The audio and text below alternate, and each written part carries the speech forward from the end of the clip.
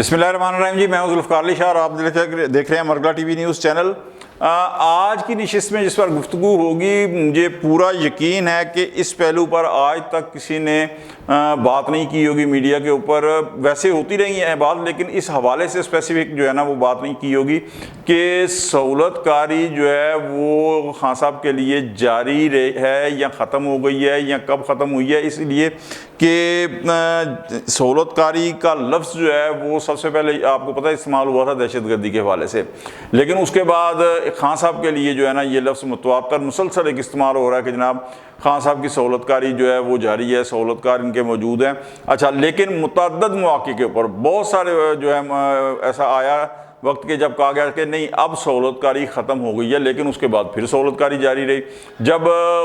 2022 अप्रैल के अंदर तहरीक इंसाफ की गवर्नमेंट ख़त्म हुई तो उसके बाद कहा गया कि जनाब अब इमरान खान का बाप जो है वो ख़त्म हो गया और सहूलतकारी ख़त्म। अच्छा, इसके बाद ज़िमनी इलेक्शन हुए, 20 में से 15 जो है नशिस्तें जो सूबाई असम्बली के पंजाब में हुए वो तहरीक इंसाफ ने जीती, और कौमी असम्बली के जो 8 इलेक्शन हुए उसमें से 8 में से 6 जीती। फिर एक तासुर आया कि जनाब नहीं सहूलतकारी जो है वो तो हो रही है। अच्छा, उसके बाद फिर जब 28 नवंबर 2022 को जनरल आसिम मुनीर साहब आर्मी चीफ बने, और आपको पता है कि बड़ी तगो-दो के बाद बने, इसलिए कि अब तो ये मीडिया के अंदर बिल्कुल ओपन सीक्रेट है कि जनरल आसिम बाजवा साहब जो थे वो भी जनरल आसिम मुनीर साहब को as a army chief appoint नहीं करना चाहते थे, बल्कि उनकी और खान साहब की जो पहली तरजीह थी वो जनरल फैज़ साहब थे। लेकिन एंड के ऊपर आकर जनरल बाजवा भी और जनरल इमरान खान साहब भी जो थे वो उन्होंने कहा कि जी किसी को बना लें आर्मी चीफ, लेकिन आसिम मुनीर साहब को आर्मी चीफ ना बनाएं। लेकिन जब 28 नवंबर को उनकी अपॉइंटमेंट हो गई तो फिर उसके बाद कहा गया कि जी अब सहूलतकारी का बाब ख़त्म हो गया, इसलिए कि जनरल आसिम मुनीर साहब जो है वो आर्मी चीफ आ गए हैं। तो अब आर्मी चीफ से बड़ी पाकिस्तान के अंदर कोई चीज़ है ही नहीं, तो अब जो है वो जनाब ख़त्म हो गया सहूलतकारी का बाब। अच्छा, फिर उसके बाद हल्के हल्के इशारे मिलने होगा कि नहीं भाईजान सहूलतकारी तो जारी है। फिर एक आया कि जनाब नहीं वो पता क्या कि मुख्तलिफ जगह के ऊपर जो है वो पेनिट्रेशन थी तो उसे सफाया करते हुए 3-4 माह तो लगेंगे। अच्छा जी, वो 3-4 माह का जो वक़्त दे रहे थे वो उसके बाद अभी वो वक्त ख़त्म होते होते हुआ नहीं है कि 9 मई हो गया। जब 9 मई हुआ तो फिर एकदम उठा के जनाब ये तो बहुत बड़ी सहूलतकारी है, बहुत बड़े मकसद पूरे के पूरे जो है वो इदारों के अंदर पेनिट्रेशन है ये सहूलतकारी की। क्योंकि उसके बाद आपको पता है कि कौन कौन से मकसद जो सिटिंग आर्मी ऑफिसर थे कोर कमांडर लाहौर समेत उन्हें बरतरफ किया गया। उसके बाद कहा गया कि जी नहीं 2-3 महीने कहा कि जी अब तो चुन चुन के जो है ना वो हो गया, अब सहूलतकारी नहीं। अच्छा, लेकिन फिर क्या हुआ कि फिर जनाब अदलिया के अंदर से मुसलसल खान साहब के और तहरीक इंसाफ के हक़ में फैसले आने शुरू हो गए। अब फिर जनाब वो जो थी टलियाँ खड़कनी शुरू हो गई हैं, ये क्या हुआ, कहा कि जी अब भी सहूलतकारी बाकी है। फिर जब गुड टू सी यू कहा गया उमर अता बंदियाल साहब ने तो कहा गया कि जी ये तो फिर सहूलतकारी के फिर ढोल बजने शुरू हो गए। अच्छा जी, अब उमर अता बंदियाल साहब जब रिटायर हुए हैं और उसके बाद काजी फायज़ ईसा साहब जब चीफ जस्टिस बने हैं तो कहा कि जी अब जो है ना दी एंड लग गया है सहूलतकारी को, अब नहीं। पहले ठीक है मुख्तलिफ जो है ना औकात के अंदर कहा गया, लेकिन अब नहीं जनाब। अब तो क्या आप देखें ना दोनों चीफ जो है chief of army staff general Asim Munir साहब और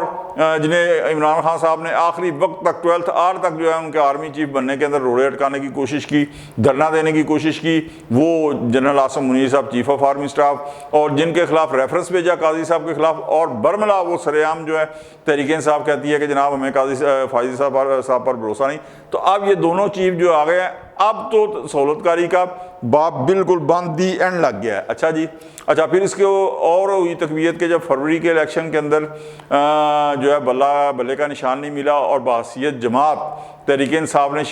को शमूलियत की इजाज़त नहीं मिली, तो कहा जी देखा अब जो है ना ख़त्म हो गई सहूलतकारी, बिल्कुल दी एंड हो गया। अच्छा, भाई लोगों ने भी कहा कि जी ख़त्म हो गई है। अच्छा, फिर उसके बाद जब रिज़ल्ट आया ना बिल्कुल एक ख़ास अंदाज से, और उसके बाद तहरीक इंसाफ और फजलुर रहमान साहब की जब मिलनियाँ हुई हैं और आनियाँ जानियाँ शुरू हुई हैं तो जनाब फिर जो है ना वो टलियाँ खड़कनी शुरू हो गई कि हैं ये तो सहूलतकारी है, किसी ना किसी सतह के ऊपर ये जो है ना वो सहूलतकारी है। अच्छा, उसके बाद क्या हुआ कि आपको फिर पता ही है कि मुख्तलिफ जगह से फिर फैसले जो है तहरीक इंसाफ के हक में आने शुरू हो गए, फिर सहूलतकारी का शोर उठा। लेकिन अब जो है जनरल फैज़ साहब की गिरफ्तारी के बाद कहा जा रहा है कि अब सहूलतकारी का बाब जो है वो बंद हो गया, क्योंकि पूरा नेटवर्क जो है ना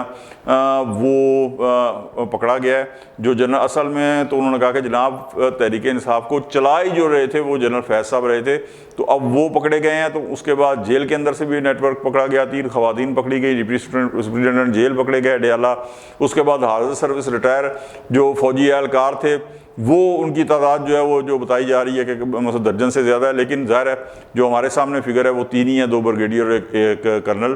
तो कहा कि जी अब जो है ना वो ख़त्म सहूलतकारी का बाब। अच्छा, ये सारी जो सिचुएशन थी ना गुज़श्ता 2.5 साल के दौरान, जो बड़े पुराने सियासी बाबे थे ना, सियासी पंडित थे, वो भी कंफ्यूज हो गए थे और स्टिल वो कंफ्यूज हैं, इस वजह से कि बहुत सी सियासी जमातें ऐसी हैं, बहुत से सियासी चेहरे ऐसे हैं, बहुत से सियासत के मैदान के खिलाड़ी ऐसे हैं कि जो हमेशा इस्टेब्लिशमेंट की पिच पर खेलते थे, लेकिन वो भी जब इधर उधर होना शुरू हो गया ना तो वो समझ नहीं आ रही थी कि जनाब ये इस्टेब्लिशमेंट है किस तरफ, ये सहूलतकारी जारी है या नहीं जारी। मकसद आप मिसाल के तौर पे मैं आपको देता हूँ कि गुजरात के चौधरी थे, गुजरात के चौधरी हमेशा आज से नहीं शुरू दिन से, जो मकसद चौधरी ज़ोहरुल्लाह साहब के दौर से वो हमेशा इस्टेब्लिशमेंट की पिच पर खेलते थे। अच्छा, लेकिन जब चौधरी परवेज़ इलाही अलहदा हुए हैं, कन्फ्यूज़ कि भाईजान ये चौधरी परवेज़ इलाही किसके कहने पे अलहदा हुए हैं, अब क्या करें। अच्छा, उसके बाद जो है अचकज़ई साहब, उसके बाद मौलाना फजलुर रहमान साहब ने जो मौक़िफ़ अपनाया इलेक्शन के बाद, तो ये सारे इशारे जो थे ना। अच्छा, फिर मुत्तहिदा एक तरफ इधर मुत्तहिदा है, दूसरी तरफ GDA जो है वो हुकूमत के ख़िलाफ़ है, तो ये सारे इशारे जो थे ना ये कन्फ्यूज़ करने के लिए काफ़ी थे। हो क्या रहा था, हो ये रहा था असल के अंदर कि मुख्तलिफ लोगों को जो हमेशा इस्टेब्लिशमेंट की पिच पे खेलते थे और उनकी सियासत करते थे, उन्हें बताया ये जा रहा था कि जनाब असल में जनरल फैज़ अमीन साहब जो हैं यही इस्टेब्लिशमेंट के हेड हैं, आप जो ये कह रहे हैं वो माने, क्योंकि इस्टेब्लिशमेंट के अंदर अक्सरियत जो है वो जनरल फैज़ अमीन साहब को फॉलो करती है, लिहाजा बहुत सारे लोग जो हैं वो इस झांसे में आ गए थे। और वो बजाय ये कि जो दूसरी असल इस्टेब्लिशमेंट के जो नुमाइंदा थे उनकी बजाय वो जनरल फैज़ अमीन साहब के जो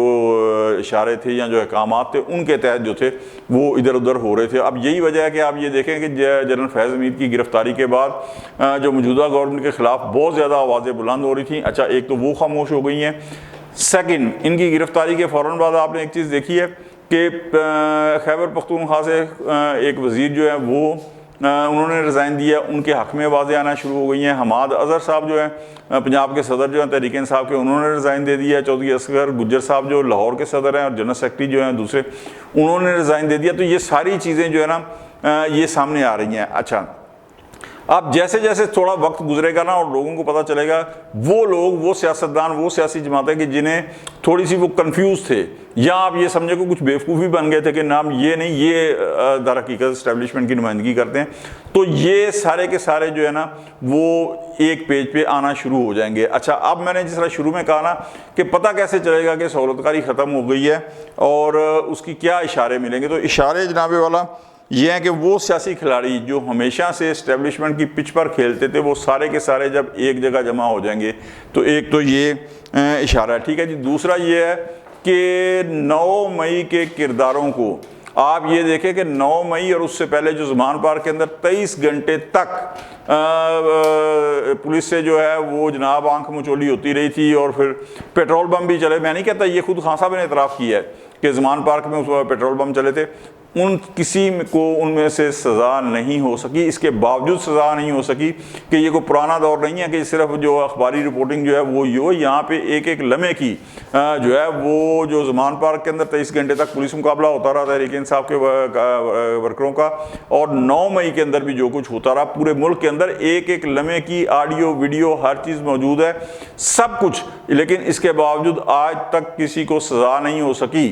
जनाबे वाला, और बहुत सौ की तो ज़मानतें हो गई हैं। तो दूसरा जो इशारा होगा वो ये है कि सहूलतकारी ख़त्म होने का, कि जब 9 मई के किरदारों को और ज़मान पार्क में जो पुलिस मुकाबला होता रहा उन किरदारों को सज़ा होनी शुरू हो जाएगी। ठीक है जी। तीसरा, जेल में बानी PTI इमरान खान साहब को जो है वो जो सहूलतें मिली हुई हैं, वो जिस तरह वो ड्राइंग रूम में रह रहे हैं घर के, उनकी बजाय जब तक उनकी जेल को जेल नहीं बनाया जाएगा तब तक भी आप समझें कि सहूलतकारी जो है वो मौजूद रहेगी। तीसरी एक और निशानी आप देख लें, ये गलत ही सही, लेकिन पीटीआई का एक फॉरवर्ड ब्लॉक जो है वो टूट कर जब तक गवर्नमेंट से नहीं मिल जाता, क्योंकि उस वक्त तक उनके पास 2/3 अक्सरियत जो है उन्हें अमेंडमेंट के लिए हासिल अभी नहीं है, तो नहीं मिल जाता। और उसके बाद एक और कि जब तक कम अज़ कम जनरल फैज़ हमीद साहब को कोर्ट मार्शल के अंदर अगर सज़ा नहीं मिल जाती तब तक आप समझें कि सहूलतकारी